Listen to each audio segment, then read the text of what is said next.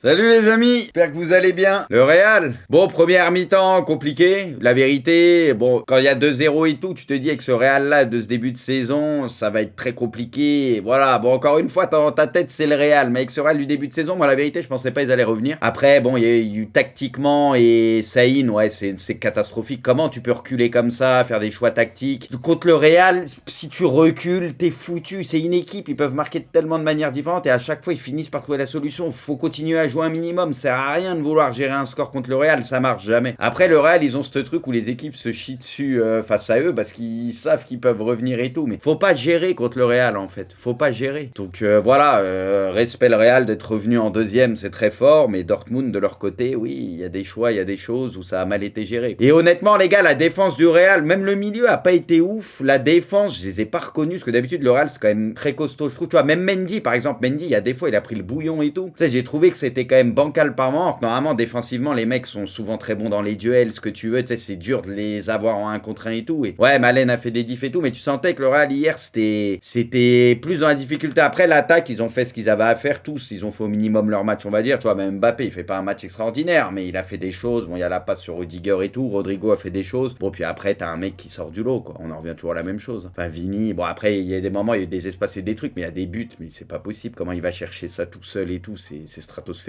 Non, mais Vini, de toute façon, ça fait longtemps qu'on le dit que c'est le meilleur joueur au monde. Bon, t'as Rodri et t'as lui, c'est deux postes complètement différents. Pour moi, tu peux pas les jauger, les comparer, machin, mais pour moi, c'est les deux meilleurs joueurs au monde. C'est les deux joueurs les plus impactants à leur manière depuis quelques années ces derniers temps. Mais Vini, c'est n'importe quoi. Quand le mec, il enclenche et tout, mais il peut tellement tout détruire. Le Real, encore une fois, c'est abusé, parce que tu vois la première mi-temps, et encore une fois, avec leur début de saison, plus t'as pu Kroos, et tu vois les difficultés qu'a le Real en ce début de saison et dans cette première mi-temps, là, je pensais vraiment pas ils allaient revenir. Je pensais vraiment pas ils allaient revenir, la vérité, mais c'est grave. Après, tu vois la deuxième mi-temps, déjà dès qu'ils mettent le 1-2, tu te dis ok, c'est parti. Et après, bam, bam, bam, bam, bam. Le Real peut avoir certaines suffisances, il peut y avoir certains manques, encore une fois, il y a des manques, même le milieu de terrain et tout cette année. Kroos, on le dit depuis 100 fois, c'est Kroos qui manque trop dans cette équipe. Modric, ça fait déjà 2 ans, c'est plus le même joueur, on l'a compris. Kroos, voilà, t'as Valverde qui est toujours incroyable, mais après le reste des milieux de terrain, pour moi, et je le dis depuis quelques temps, c'est quand même pas mal irrégulier au Real, tu vois, t'as Valverde qui est le soldat par excellence, même si hier, tu vois, c'est pas son meilleur match, mais de manière générale, t'as plus de top milieu, je trouve, au Real en ce moment, tu sais, de mecs, tu te dis, ça va te sortir des matchs de taré, tu vois. Vini, le leader du Real, et l'OVNI, ça fait un moment que c'est le leader du Real. Je veux dire, depuis que Benzema est parti, les gars, c'est Vini le taulier. Enfin, offensif, ce que tu veux, ou le joueur le plus important, t'avais Kroos, t'as un mec par ligne, ou voilà, à peu près, tu vois ce que je veux dire. Mais Vini, c'est le taulier. Après, t'as Courtois, c'est un taulier, tu vois, la défense, des fois, t'as un Rudiger ou Carvajal quand bon, là, il est blessé, mais tu sais, il y a des mecs, des fois, ils sont trop forts, ils portent l'équipe aussi derrière d'une certaine manière, ils emmènent tout le monde avec eux. Au milieu de terrain, quand t'as Kroos ou un Valverde, ils sortaient des matchs de fou, c'est des leaders aussi à leur manière. Bellingham, quand il a eu sa bonne période avec le Real, et ainsi de suite. Mais Vini, pour moi, c'est le joueur le plus important de cette équipe, oui. Vini, moi, ce que j'adore, c'est chez ce mec-là, c'est même l'implication qu'il a, c'est un dalleux sur le terrain, tu vois. C'est un dalleux de ouf, il fait des efforts, même défensivement, ce que tu veux, tu vois. C'est pas un feignant, il fait tout. C'est un mec, il a jamais l'affaire, mentalement, il est trop costaud, il a jamais rien, c'est obligé de respecter des mecs comme ça. Je sais que Vini, il l'aime pas, mais la vérité, c'est obligé de respecter, c'est trop. Moi, j'aime trop les mecs comme ça, ouais, voilà, qui trichent pas sur le terrain, y a rien à dire, Bon, les gars, Paris, après, on va aller sur Pactu, hein, donc on reparlera peut-être de 2-3 trucs concernant les matchs dont on a déjà parlé, mais les gars, le PSG, c'est toujours la même histoire, mais putain, y a pas un finisseur. T'as Dembélé, les gars, mais Dembélé, par contre, mais qu'est-ce qui rend ouf? Oh,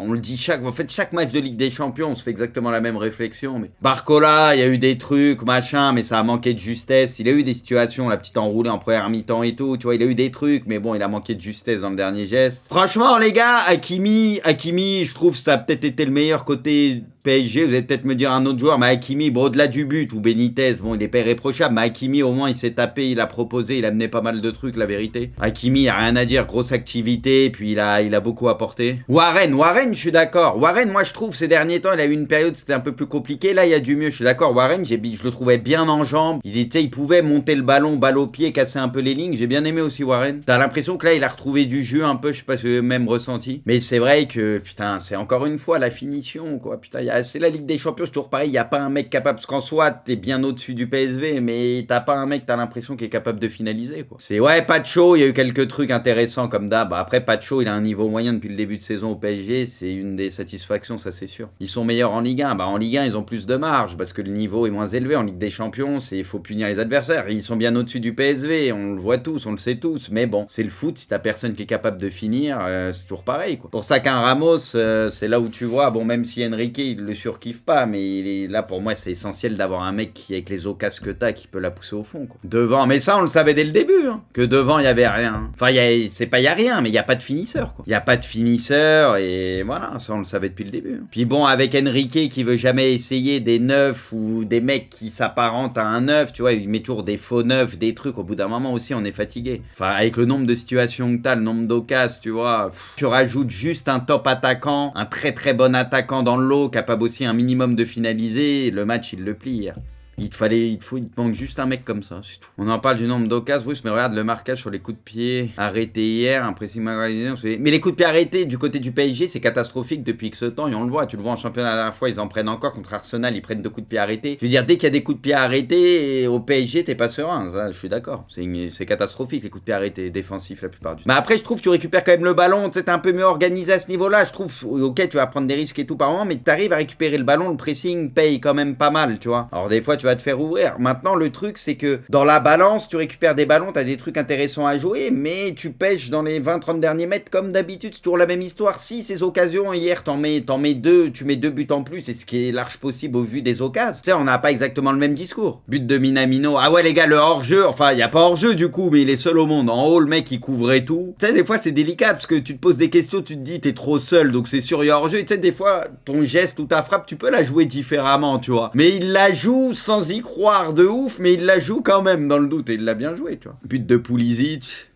le début de ce match, je vous l'ai dit, les gars, il est effrayant. Milan, ils auraient pu en prendre, heureusement qu'il y a Maignan. Sur un corner un peu rentrant, où il y a des joueurs, ils coupent et tout au premier, mais ça touche pas. Pulisic, les gars, décisif à tous les matchs. Lui, par contre, c'est un truc de fou. Égalisation de Bruges. À 11 contre 10, ça on le rappelle. C'est Reinders qui provoque le rouge. Bon, après il va mettre son doublé. Puis bon, comme je l'ai dit plus tôt, les changements, après on fait la diff. Ça a apporté. Il y a eu un avant, un après, même à 11 contre 10, tu vois. Si Milan avait du mal et les changements ont fait la diff. Les gars, Singo, ça frappe. Oh, le missile, les frappes pures comme ça qui partent, mon vieux. C'est tellement satisfaisant à voir. Oh, la mine qu'il a envoyée. Ah ouais. Oh, il a tué le but. But d'Embolo pour le doublé. Ça va faire du bien aussi à Monaco, tu vois. Bon, il y avait Balogun, mais avec les blessures, machin et tout, mais au moins les attaquants là ils reviennent et ça peut marquer. But de Reinders, Okafor qui rentre, qui fait la diff sur ce côté gauche, petit ballon en retrait, Reinders la sécurité, petit crack, c'est tout faire ce joueur. Et il est capable aussi, il arrive toujours à se créer une ou deux belles situations par match, tu vois, ce qui se projette beaucoup et tout, souvent bien placé. Donc voilà, au-delà de sa qualité, tu vois, de milieu de terrain, passeur, le mec qui s'affole pas balle au pied, il peut casser les lignes balle au pied, il est capable de mettre des buts aussi. Tu vois. But d'Akliouche, les gars, c'est